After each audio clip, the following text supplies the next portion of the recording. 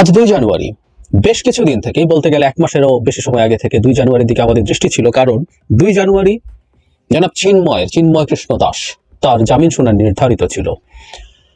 আমাদের নিশ্চয় মনে আছে, তাকে নিয়ে বহু ঘটনা ঘটেছে। তাকে গ্রেফতার এবং সেই গ্রেফতারকে কেন্দ্র করে আদালত প্রাঙ্গণে মারাত্মক হই হট্টগোল এবং তাতে হত্যা করা হয়েছে একজন আইনজীবীকে। আমরা এভাবে বলবো, যেখানে প্রতিবাদকারী হিন্দু সম্প্রদায়ের মানুষের হাতে খুন হয়েছেন একজন মুসলিম সম্প্রদায়ের আইনজীবী।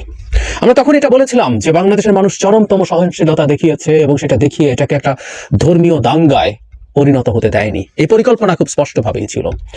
যাই হোক, আজ তার জামিন শুনানির দিন ধার্য ছিল। সেই শুনানিতে জনাব চিন্ময়ের জামিন হয়নি, তাকে কারাগারে পাঠানোর নির্দেশ দেওয়া হয়েছে। এখন এটার প্রভাব কি হবে, বা জামিন কেন হয়নি আসলে আমরা বলতে পারবো না। এটা আদালতের এখতিয়ার এবং আমরা বিশ্বাস করি এটা শেখ হাসিনার আদালত না। এই বাংলাদেশে, শেখ হাসিনা পরবর্তী বাংলাদেশে আদালত স্বাধীনভাবে কাজ করছে বলে আমরা বিশ্বাস করতে চাই। নিশ্চয়ই তাদের কাছে সেই রকম গ্রাউন্ড আছে, কিন্তু আমরা যদি দূর থেকে দেখার চেষ্টা করি ওখানে ঠিকই যুক্তিতর্ক হয়েছে আমি জানি না, এবং আদালত কিসের ভিত্তিতে এই সিদ্ধান্ত নিয়েছেন সেটাও এখন পর্যন্ত আমরা মিডিয়ায় পাইনি।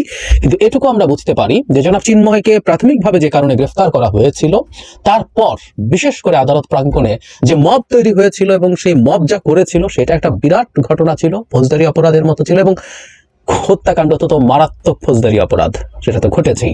তো সবকিছু বিবেচনায় নিয়ে এবং তার সাথে তার সম্পৃক্ততা বা সংশ্লেষ আছে কি না তারা নিশ্চয়ই তদন্ত করে সেই চেষ্টা করেছেন বের করার জন্য, সেটা একটা কারণ হবার সম্ভাবনা আছে। কারণ এখন আর শুধুমাত্র তিনি আগে যে কারণ হয়েছেন তা না, তার সাথে দেশকে অশান্ত করে তোলার, দেশে একটা সাম্প্রদায়িক দাঙ্গা উস্কে দেওয়ার যে পরিকল্পনা, তার সাথে তিনি জড়িত থাকতে পারেন। বোধ করি এসব বিবেচনায় নিয়ে, আমি আবারও বলছি জাস্ট আমার অনুমান এবং ধারণা, এটা তাকে জামিন দেওয়া হয়নি। কিন্তু এটা নিয়ে প্রচুর রিয়াকশন আসলে হতে থাকবে, আমরা এটা বুঝতে পারি।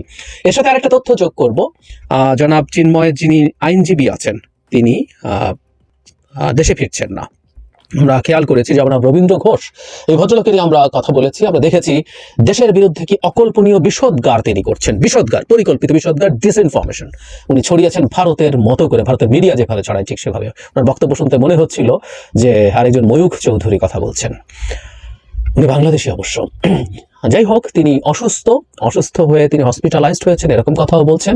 কিন্তু এর আগে আমরা এই না আসার কারণটা আমরা মেলাতে পারবো, আমরা ধারণা করি। সেটা হচ্ছে বাংলাদেশে তিনি নাকি তার জীবন হুমকির মুখে, তিনি বাঁচেন মরেন বাংলাদেশে ফিরবেন, মানে এই ধরনের বাক্য ব্যবহার করেছেন। ভারতীয় যে ন্যারেটিভ, যে একজন হিন্দু আইনজীবী যিনি জনাব চিন্ময়ের হয়ে আদালতে লড়তে গেছেন, তিনি জীবনের হুমকিতে আছেন, এই ধরনের ন্যারেটিভ তিনি এস্টাবলিশ করতে যাচ্ছেন। এবং তখনই আমাদের অনেকের মনে হয়েছিল তিনি বাংলাদেশে আর ফিরতে নাও পারেন। তিনি যদিও বলেছিলেন তিনি ফিরবেন, পাঁচি মরি ফিরবো, এই ধরনের কথা উনি ইন্টারভিউতে বলেছেন। আমি আর বিস্তারিতগুলো দেখাচ্ছি না, আমি এটা নিয়ে আলাদা ভিডিও করেছিলাম। যাই হোক, আমরা মেলাতে পারি যে তিনি আসলে উনি অসুস্থ থাকতেও পারেন, চিকিৎসার কথা বলছেন, বলে গেছেন, যদিও তাকে আমরা বিভিন্ন জায়গায় ঘুরে বেড়াতে দেখেছি এবং সাক্ষাৎকার দিতে দেখেছি। কিন্তু অসুস্থ না হয়ে থাকলেও উনি আসতেন না বলে আমরা বিশ্বাস করি, এবং যদি না আসেন তাহলে আসলে অসুস্থ এটা বলাটাই প্রাথমিকভাবে সহজ।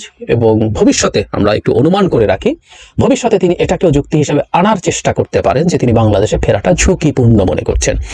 একটা ছোট্ট কথা আবার না বলে পারছি না, ওনার একটা ইন্টারভিউতে উনি দাবি করেছেন তার 2 সন্তান ভারতের নাগরিক, তারা ভারতে চলে গেছে। তার 5 বছরের সন্তান বলেছিল যে তিনি তো সেই সময় বাংলাদেশে থাকা নিরাপদ মনে করছেন না, সেই কারণে তিনি তাকে পাঠিয়ে দিয়েছেন 5 বছর বয়সে।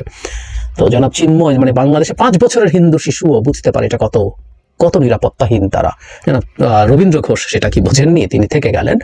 যাই হোক, আমরা এখন দুটো ঘটনাকে একত্রে মেলানো হবে বলে আমি ধারণা করি। মানে জামিন দেওয়া হয়নি এবং এটা নিয়ে বাংলাদেশের আদালতকে তোয়াক্কা না করে এটাকে দায় চাপিয়ে দেওয়া হবে সরকারের উপর, এটা আমরা নিশ্চিতভাবে বলতে পারি। তবে এখানে একটা কথা একটু যোগ করে রাখা ভালো, ট্রেডিশনালি বাংলাদেশের সরকারগুলো নিম্ন আদালতকে ইনফ্লুয়েন্স করেছে, এটা ভুল না। এবং সাংবিধানিকভাবে, সংবিধানের আর্টিকেল 116 অনুযায়ী এখনো নিম্ন আদালতের নানান কিছু চাকরিতে যাওয়া, বদলি, পদোন্নতি, এই ধরনের জিনিসগুলোতে মূলত সক্ষমতা রাষ্ট্রপতির হাতে, যিনি সুপ্রিম কোর্টের সাথে আলোচনা করে ঠিক করবেন এগুলো। রাষ্ট্রপতি মানে আর্টিকেল 48(3) অনুযায়ী আসলে প্রধানমন্ত্রী বা প্রধান উপদেষ্টা। সো নিম্ন আদালতের উপরে সাংবিধানিক কর্তৃত্ব, সাংবিধানিক প্রভাব এখনো সাংবিধানিকভাবে সরকারের প্রভাব আছে, এটা আমরা মেনে নিয়ে কথা বলছি। কিন্তু আমি বারবার বলছি যে এটা যদি থেকেও থাকে, এটা আসলে এই সরকারও ভাবে এটাকে দেখবে না, কিন্তু ভারত এই প্রোপাগ্যান্ডা চালাবে এবং সেটা আবার শুরু হবে, কোনো সন্দেহ নাই। কারণ তারা এই চিন্ময় ইস্যুতে একটার পর একটা মিথ্যা বলেছে। তাকে ইসকন সদস্য বানানোর চেষ্টা হয়েছে, যদিও তিনি বহিষ্কৃত হয়েছিলেন, এবং চাইল্ড অ্যাবিউজের কারণে, শিশু নির্যাতনের কারণে তিনি ইসকনকে দিয়ে বহিষ্কৃত হয়েছিলেন, কেন্দ্রীয় ইসকনকে দিয়ে। এই সব কিছু লুকিয়ে রেখে একজন সন্ত হিসাবে, সাধু হিসাবে তাকে পোর্ট্রে করার চেষ্টা করা হয়েছিল তাদের ন্যারেটিভের কারণে। এবং এই জামিন না হওয়াটার পেছনেও সরকারকে দায়ী করা হবে এবং সরকারের বিরুদ্ধে আবার ভারতীয় মিডিয়া ঝাঁপিয়ে পড়বে, আমরা এটা বলতেই পারি। যদিও এই দেশে কি কি উনি ঘটিয়েছেন সেগুলো আসলে তারা কগনিজেন্সে নেবে না। আমার মানে দিনের শেষে আসলে জনাব চিন্ময় দুই দেশের সরকারের আমি বলবো এক ধরনের শক্তি পরীক্ষার জায়গায় পরিণত হয়েছে। কারণ ভারত সরকারও মিথ্যা স্টেটমেন্ট দিয়েছিল জনাব চিন্ময়কে নিয়ে, যেটা আমাদের সরকার প্রটেস্ট করেছে এবং ভারতকে স্মরণ করিয়ে দিয়েছিল যে বাংলাদেশ কারো অভ্যন্তরীণ বিষয়ে হস্তক্ষেপ করে না, মন্তব্য করে না, ভারতও যেন সেটা দেখায়। ইয়াস ইট ইজ। আমরা বহুবার বলেছি জনাব চিন্ময় যদি অন্যায় অবিচারের শিকার হন আমরা কথা বলবো, হ্যাঁ, তার মানবাধিকার লঙ্ঘিত হলে আমরা বিশ্বাস করি পৃথিবীর অনেক দেশ মানবাধিকার একটা সর্বজনীন ব্যাপার, কথা বলতে পারি, কিন্তু ভারতের সেই রাইটটাই, যে কথাটা আমরা বারবার বলছি। বাংলাদেশের ভেতরে যখন সব ডিজাস্টার ঘটে যাচ্ছিল, শেখ হাসিনা গুম খুন নির্যাতন মামলার মাধ্যমে বিরোধী দলকে দমন করছিলেন, তখন এমন কি ওই সময় বেশিরভাগ বা প্রায় শতভাগই মুসলিম মানুষ, হিন্দুদের উপরে যখন অত্যাচার অন্যায় নিপীড়ন হয়েছিল 2021 সালে পূজাকে কেন্দ্র করে সারা বাংলাদেশে যে পরিমাণ হিন্দু মানুষ মারা গেছেন, যে পরিমাণ মন্দির ভাঙচুরের শিকার হয়েছে, ইতিহাসে আর কখনো হয়নি, ইতিহাসের কাছাকাছি কিছু হয়নি। কিন্তু ভারত তো তখনও চুপ ছিল। সুতরাং হিন্দু আসলে ইস্যু না, হিন্দু কার্ডটা সে প্রয়োজন মতো খেলে।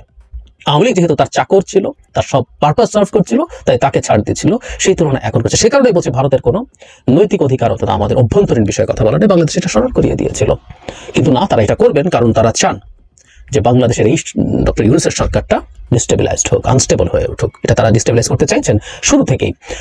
রাষ্ট্রীয়ভাবে স্টেটমেন্ট আসবে কিনা জানি না, কিন্তু ভারতের আসলে মিডিয়া, গদি মিডিয়া, তার কোলে থাকা মিডিয়া, মোদির মানে সোকল্ড এক সময়কার বিখ্যাত সব প্রাতিষ্ঠানিক মিডিয়াও আসলে তার হয়ে কাজ করছেন। এগুলো আসলে সরকারেরই প্রোপাগান্ডা। সুতরাং মিডিয়াতেও যাদের বেটার সরকারের অবস্থান, সুতরাং তারা এটা করবেন, এটা করে যাবেন। এবং আমরা আগের বার যেমন তাদের ক্রমাগত এবং তুমুল ডিসইনফরমেশনের বিরুদ্ধে ফাইট করার চেষ্টা করেছি, আমরা এবারও করবো। তবে আবারও সেই পুরোনো কথাটা বলে শেষ করি, আমাদের আসলে ইংরেজিতে প্রচুর এগুলো কমব্যাট করার চেষ্টা করতে হবে, বিশেষ করে ভিডিও কন্টেন্ট করতে হবে। কিছু কিছু ইনিশিয়েটিভ শুরু হয়েছে এবং এগুলো খুব দ্রুত যাতে শুরু হয়, দ্রুত যাতে মাঠে আসে, এই জিনিসগুলো আসলে কন্টিনিউ করতে হবে। আমাদের খুব বড় ফাইট সামনে অপেক্ষা করছে প্রোপাগান্ডার বিরুদ্ধে যুদ্ধ করা। কিন্তু আমি একটা জিনিস মনে করি, আগেও বলেছি আবারও বলছি, সরকারের বিরুদ্ধে যখনই কোনো আক্রমণ আসবে অন্তত ভারতের দিক থেকে, আমরা যেন ঐক্যবদ্ধভাবে সরকারের পেছনে দাঁড়াই। গতবারও দাঁড়িয়েছিলাম, আমাদের মনে পড়ে যে ওই সময় আমরা নানান ইস্যুতে নিজেদের মধ্যে নানান রকম বাকবিতণ্ডায় জড়িয়ে পড়ছিলাম। সেই জায়গায় যখন ভারত আমাদের দেশকে, আমাদের সরকারকে আক্রমণ করতে শুরু করেছিল, তখন আমরা সবাই এক হয়ে সরকারের পেছনে দাঁড়িয়েছি।